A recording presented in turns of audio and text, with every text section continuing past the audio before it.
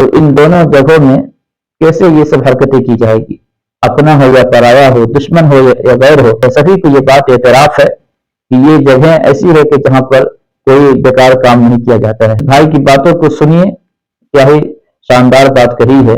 वाकईतन ये हक है और सच है कि मक्का और मदीना ये दो शहर, ये वो शहर है जहां पर निगाहें झुक जाती है, जहां सरों को झुकाया जाता है, अपने सरों को झुकाकर के चलते हैं। ये तो यहाँ पर ये सब हरकतें कैसे हो सकती? सुनिए इस भाई की ज़बानी क्या कह रहा है।